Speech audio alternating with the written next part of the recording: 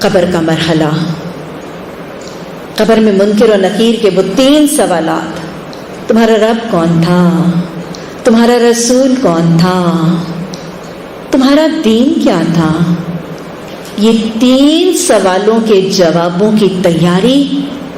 ابھی آپ نے وہ حدیث سنی کہ جو یقین کے ساتھ مؤذن کی پکار کا جواب دیتا ہے اور پھر دعا کرتا ہے، رضیت باللہ ربا وبمحمد رسولا وبالاسلام دینا، تو جنت میں داخل ہوگا۔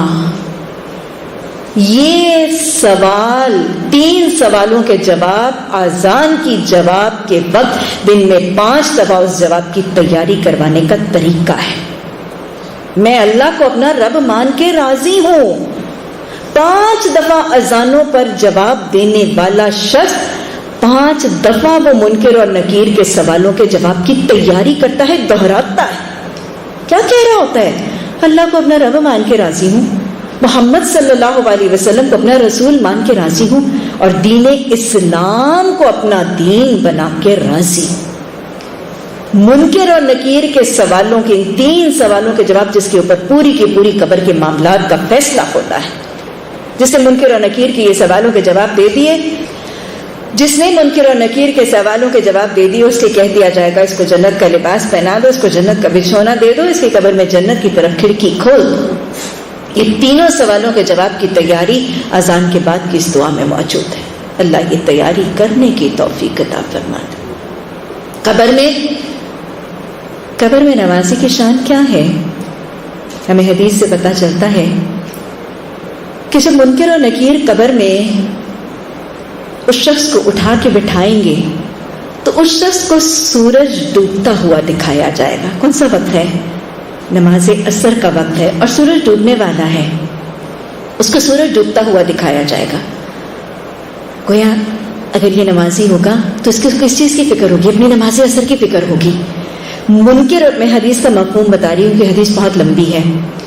منکر اور نکیر اس شخص کو اٹھا کے بٹھائیں گے اور اس کو سورج ڈوبتا ہوا دکھایا جائے گا۔ یہ نمازی کی شان ہے جو عادی نمازی تھا، نمازیں قائم کرنے والا تھا، نمازوں کی تاخیر کی فکر کرنے والا تھا۔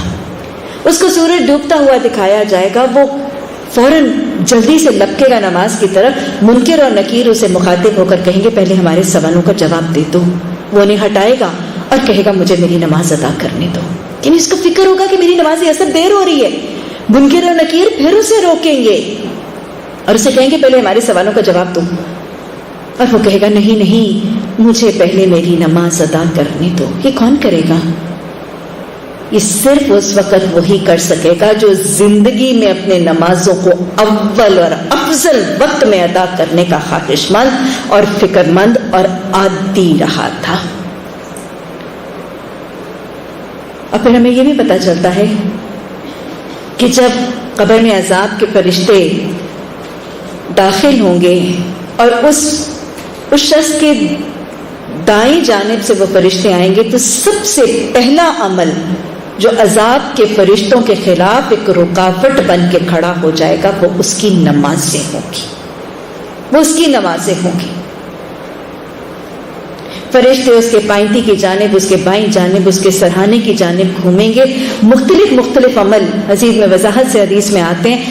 آگے کی طرف سے جب آئیں گے تو اس کی با جماعت نماز کے لیے جو قدم اٹھے ہوں گے، وہ اجر اور وہ عمل اس کے آگے کی جانب سے نماز عذاب کے فرشتوں کی رکاوٹ بن جائیں گے۔